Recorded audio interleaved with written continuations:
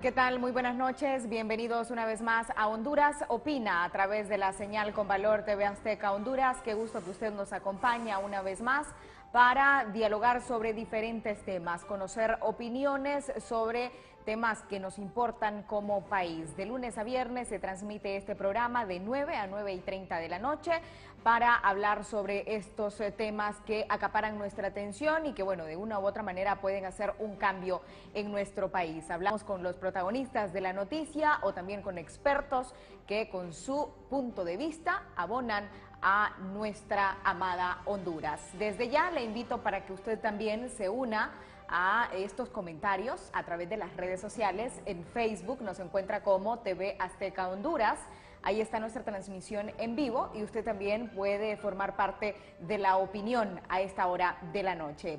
Hoy me acompaña Gilberto Ríos, quien es dirigente del Partido Libertad y Refundación Libre. Buenas noches, Gilberto, qué bueno que nos acompaña una vez más aquí en Honduras Opina. Muchas gracias, Marle, muy feliz de estar aquí porque seguimos hablando de la coyuntura nacional, sobre todo en un momento tan particular de la historia de Honduras y bueno, con información y noticias que yo sé que van a ser de interés de su audiencia. Así es, vamos a iniciar pues hablando a esta hora de la noche sobre que hace algunos días se cumplía un año después de las elecciones generales del año 2017, obviamente, donde el Tribunal Supremo Electoral declaró ganador al mandatario Juan Orlando Hernández. Este resultado generó pues muchos dimes y diretes, tanto dentro del Partido Nacional, en el Partido Libertad y Refundación, en la alianza de oposición, también generó muchos comentarios, inclusive a nivel internacional, en la OEA, en la Unión Europea. Es decir, nos enfrentábamos hace un año a una crisis postelectoral. Hasta este año se han venido calmando las cosas, también en parte, porque se anunciaba o se le daba la promesa a la población de que venía un diálogo político que posiblemente iba a solucionar esta crisis en la cual estaba sumergida Honduras. Sin embargo, el Partido Libertad y Refundación decidió no participar. ¿Qué análisis podríamos hacer en general de esta situación, de esta crisis política que se generó en Honduras desde hace un año? Sí, muy bien. Yo creo que primero es muy importante ir de lo sustancial, digamos, a lo aparente. Es decir, aquí desde el año 2009 hay un rompimiento del orden constitucional, una crisis política que se ha ido profundizando, ya que hay una voluntad de un sector de élite económica que instrumentaliza históricamente a dos partidos, que es el bipartidismo, que los ha usado para tener control sobre el Estado de Honduras y que gracias aquellas iniciativas populares transformadoras que tuvo el presidente Zelaya, pues decidieron dar el golpe de Estado. Luego, pues la conformación del Frente Nacional de Resistencia, primero Frente contra el Golpe, y el primer fraude electoral de 2013. Hago esta remembranza porque no podemos hacer análisis de la historia de Honduras a partir del fraude electoral del 2017, sino de sus antecedentes inmediatos 2013 y golpe de 2009. En ese sentido, pues la población cada vez ha sido, digamos, más testigo de cómo las élites políticas en nuestro país mantienen el control del Estado y cómo utilizan el Estado solamente para su beneficio. Pero en este caso se agravó, ya que la forma en que hicieron el fraude, pues generó mucha controversia entre propios y extraños, me refiero entre la propia sociedad hondureña, pero también entre sus eternos, digamos, aliados internacionales, que como la OEA, que ha sido siempre una institución conservadora, llamó incluso a repetir elecciones en aquel momento. Entonces, cada vez más, ¿verdad?, su consenso a nivel social, a nivel político, a nivel de opinión pública se ha estado perdiendo y bueno, tuvimos una represión violenta que duró 4 meses, más o menos hasta los meses de marzo, y que nos dejó como resultado pues centenares de compatriotas presos, unos temporales, otros permanentes. Ya se cuentan más de 11 los que actualmente todavía se encuentran en cárceles de máxima seguridad. El caso famoso, el más famoso, el más destacado es el de Edwin Espinal, porque tenía medidas cautelares y había denunciado persecución del Estado. Los otros compañeros, que nosotros contamos 40 asesinatos políticos, sin embargo Naciones Unidas certificó 23, incluso recientemente hizo un llamado a las fuerzas de seguridad del país y sobre todo a la estructura de justicia del país para que se procesaran esos 23 asesinatos políticos que se dan en el marco de una represión desmedida contra la protesta pública. Y luego tenemos también casos como el de Eduardo Urbina, que es un estudiante universitario viviendo en el exilio, cuando demostró que no tenía, digamos, culpa acerca de un caso que se le imputaba, que era el de la quema de un convoy, ¿verdad? Ya que la quema fue el día jueves 15 de diciembre del año pasado y él había salido del país, como certifica Migración, un 10 de diciembre, hacia Costa Rica, donde actualmente igual se encuentra exiliado. Entonces, ese resultado de la represión, presos políticos, asesinatos en la impunidad y jóvenes viviendo en el exilio, es en realidad lo que detiene que después de ese primer trimestre continúen las protestas. Y ahí se mantienen esos presos políticos y ahí se mantiene esa impunidad porque es la forma de presionar a las masas de manifestar su descontento. Entonces, tenemos un año donde la crisis política se ha agudizado, pero además se ha agudizado por otros motivos y son los que tienen que ver estos escándalos de corrupción y de vínculos del narcotráfico de la familia presidencial, también de la supuestamente difunta Hilda Hernández, que tiene que ver con casos de desfalco al Estado de Honduras, pero no solo eso, no solo lo vemos en Juan Hernández, que tiene ese vínculo con el narcotráfico y con los desfalcos del Estado de Honduras, sino que lo vemos también en Porfirio Lobo Sosa, que tiene a su esposa y a su hermano mayor presos por desfalco también al Estado y a su hijo mayor preso por narcotráfico. Es decir, hay toda una vinculación de la élite política hondureña con el narcotráfico. Estamos viviendo literalmente un narcoestado en Honduras. Por eso la población siente frustración porque parece que ha hecho lo suficiente para cambiar de gobierno, no solamente votar, ¿verdad? No solamente ganar elecciones, sino también movilizarse, protestar, y se da cuenta que las cosas no cambian porque estamos enfrentando un enemigo mucho más poderoso que un partido político, estamos enfrentando al crimen organizado internacional, estamos enfrentando a las bandas del narcotráfico y a otros intereses geopolíticos también de Estados Unidos, que son finalmente quien certifica a Juan Hernández en la primera magistratura del Estado, como recordamos aquel caso patético de la Fulton, de la embajadora Fulton, diciendo que efectivamente Juan Hernández había ganado las elecciones con un Matamoros Button con sus manos en la bolsa 2 pasos atrás, porque ya era inadmisible, ¿verdad?, que este personaje que había certificado el fraude del 2013, las elecciones infladas del 2009, el mismo año del golpe de Estado, saliera también sin ninguna autoridad moral, ¿verdad?, certificando el triunfo electoral de Juan Hernández. Entonces, usted menciona lo del diálogo, es muy importante también recordar eso,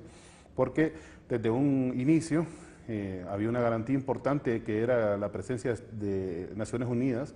Sin embargo, no había ninguna forma que ese diálogo o las conclusiones del mismo fueran vinculantes, ya que tenían que pasar por la aprobación del Congreso Nacional. Nosotros pedimos que el decreto estuviera ya aprobado, nosotros pedimos ciertas garantías y observadores internacionales. Eso no se dio, nos retiramos del diálogo porque los consideramos un diálogo que había nacido muerto.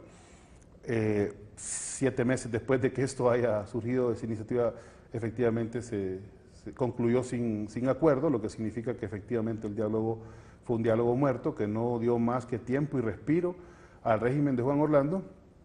Y ahora que comienza un nuevo año, ya el 5.º año de Juan Orlando, el 9.º año del Partido Nacional en el poder, de manera ilegítima, casi 10 años de dictadura, pues el pueblo hondureño demanda que volvamos a la calle. Esta vez lo vamos a hacer con una estrategia mucho mejor.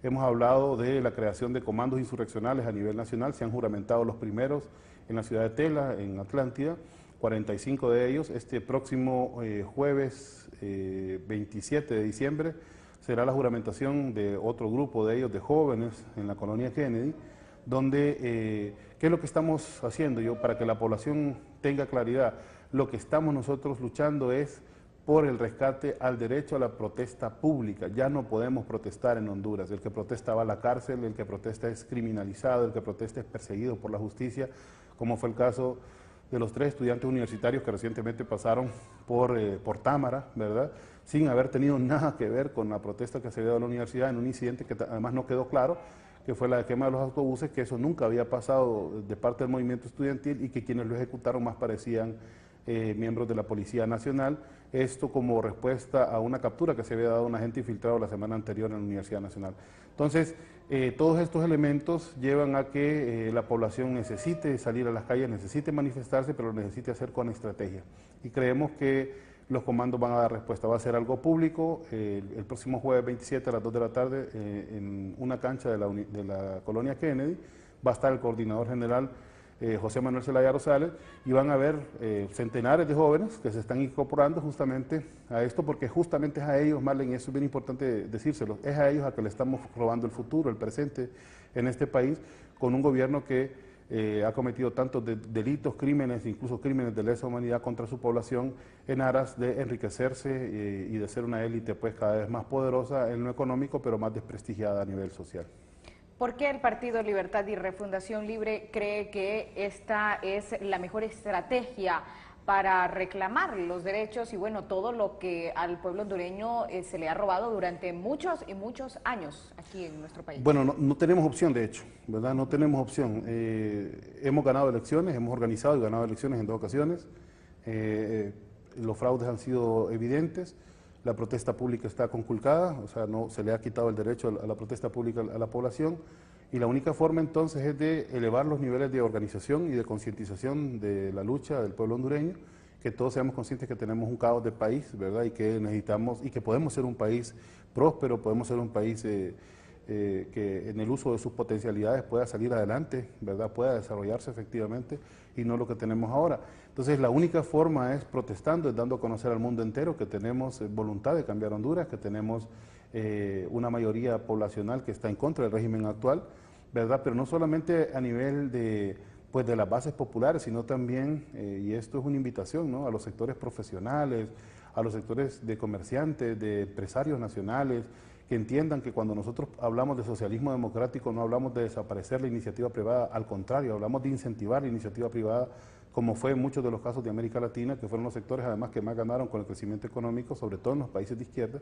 y de lo que sí se nacionalizó o se estatizó fueron los recursos estratégicos del Estado, como es el caso de las telecomunicaciones o el caso de la energía eléctrica o el agua, que en nuestro caso en Honduras hemos visto cómo la privatización ha sido contraproducente para el interés público, ¿verdad? Y cómo ha sido además en detrimento de la economía familiar, ¿no? Ahora cada uno de nosotros paga prácticamente el doble de energía eléctrica con un mal servicio, ¿verdad? Lo mismo pasa con los otros servicios que se han privatizado. Todos usamos telefonía privada porque la telefonía estatal la hicieron quebrar, ¿verdad? Después de ser prácticamente la gallita de los huevos de oro del Estado de Honduras, que era Hondutel.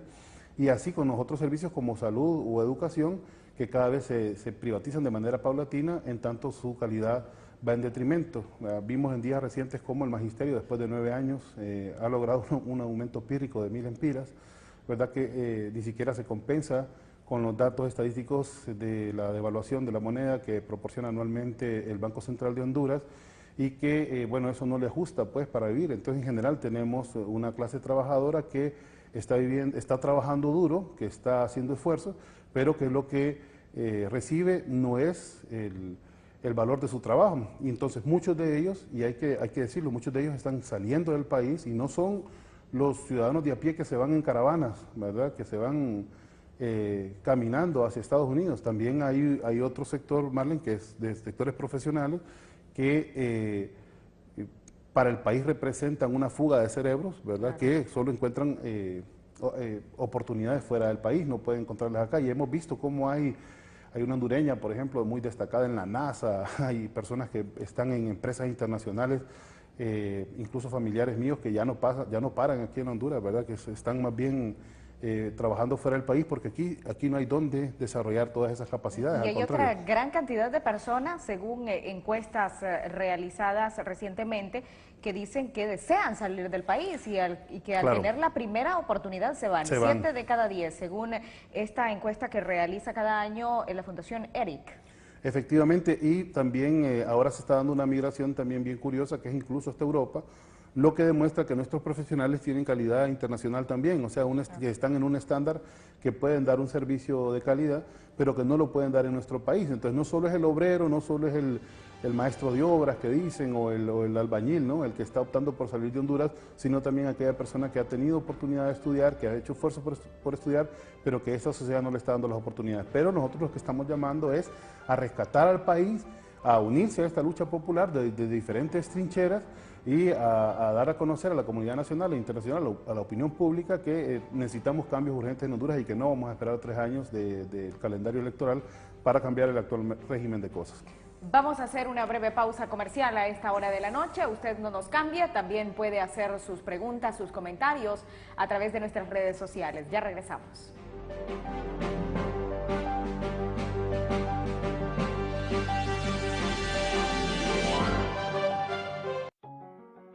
En cualquier tipo de clima, para cubrir viejos gustos o limpiar hasta el más grande desastre, incluso evitar que fuertes olores te cambien el juego y para decirle adiós a las grietas. ¿Sabes a quién confiarle el trabajo? Porque tu espacio es tu obra. Conviértela en arte con la familia de Excelo Látex. Galón gratis de la misma línea al comprar una cubeta o 5 galones de las marcas participantes de la familia Excelo. Pregúntale a Sherwin-Williams. La viste participar y representar a Honduras por lo más alto en la academia. Ahora puedes conocerla y llevarte un recuerdo de Catherine Vanegas. Ven este viernes 21 de diciembre en Electra Kennedy, Tegucigalpa, de 3 a 6 de la tarde.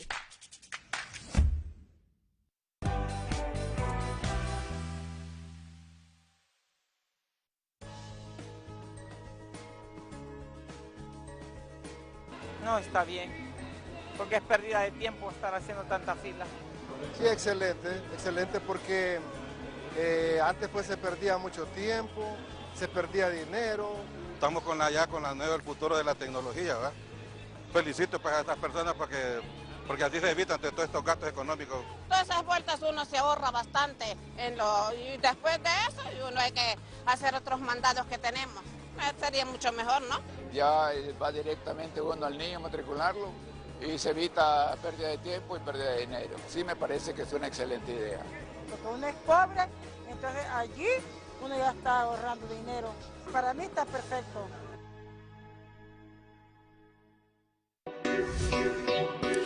Smart System Security. Somos una empresa nueva con servicios de alta calidad, especializados en seguridad física, monitoreo, instalación de cámaras, sistema de alarma, protección de dignatarios y servicio de escolta. También ofrecemos capacitación de manejo de armas y defensa personal. Contamos con un personal altamente calificado y con la última tecnología para tu seguridad. Smart System Security. Protegerte es nuestra responsabilidad. Los niños pueden viajar a la luna. Conquistar la montaña más alta. Ganar la Copa del Mundo.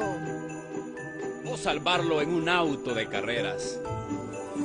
Pero a veces, cuando no pueden tener un juguete, las alas de su imaginación se rompen. En esta época de amor, paz y fraternidad, te invitamos a que formes parte de la magia del Juguetón 2019. Y que juntos encendamos una estrella. Trae tus juguetes a las instalaciones de TV Azteca Honduras. Los juguetes deben ser nuevos, que no usen baterías ni sean bélicos. Juntos llenemos el cielo de estrellas. Juguetón. Un regalo, una sonrisa. Si tus seres queridos están lejos o tú eres quien lo está, siempre estarán protegidos sin importar las distancias. Porque Seguro Migrante de Banco Azteca te protege a ti y a los tuyos en el extranjero. Un seguro de vida con cobertura de 25,000 o 50,000 empiras y asistencia de repatriación de restos hasta $20,000. Acércate a tu asesor financiero y consulta los requisitos. Seguro Migrante de Banco Azteca. Adquiérelo hoy y vive tranquilo.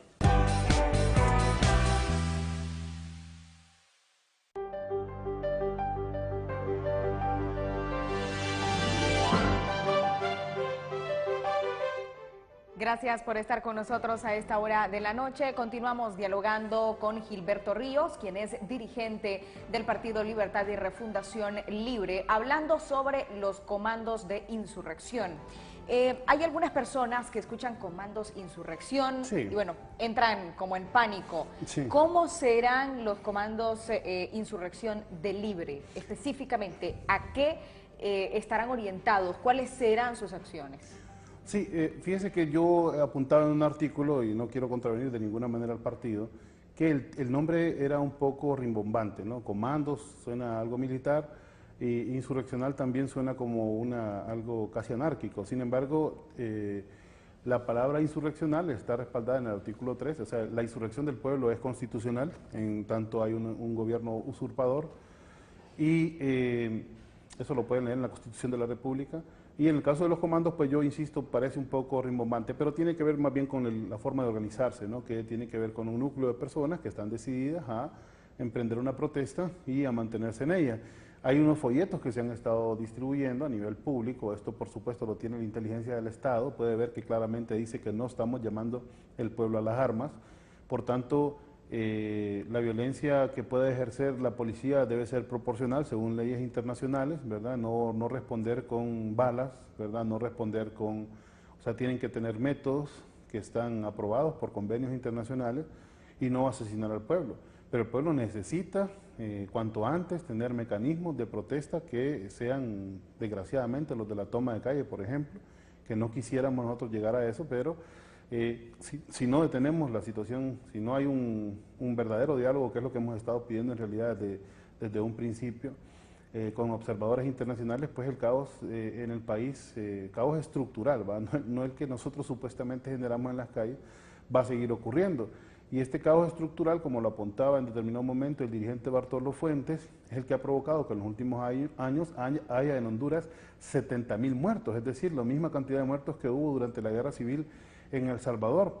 Pero ya como no tienen que ver con la política, sino que son esos choferes que matan a diario del transporte interurbano, ya sea de taxis, buses o mototaxis, o los jóvenes que asesinan por robarles, o etcétera, la gran cantidad de violencia que hay por el tema del narcomenudeo en el país, que justamente también estas élites tienen que ver con ese crimen, pues eso pasa desapercibido y pasa sin culpables, cuando sabemos que el verdadero responsable justamente es el Estado de Honduras, como lo consigna también la Constitución. Él es el que debería dar garantías de vida y de salud y de educación, que bueno, es algo que no está ocurriendo. Entonces lo que estamos es conformando grupos ciudadanos, en realidad, yo incluso lo llamaría así mejor, ¿verdad?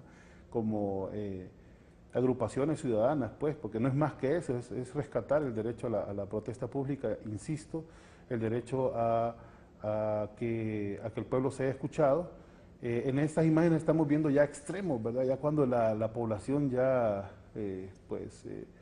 ya es agredida y tiene que contestar a la policía, pero nosotros lo que queremos es salir a la calle con un mensaje, y es un mensaje que es un canto nacional, ¿no? Fuera Juan Orlando, ya que renuncie, que se vaya, que ya no lo necesitamos, al contrario, ¿no? Nos está causando mucho daño como país, y que si no hay formas legales como las que emprendimos en estas dos elecciones anteriores, pues debe haber otras formas, que son las de la insurrección de la población, y eso es lo que estamos convocando. Es decir, estas tomas entonces serían pacíficas.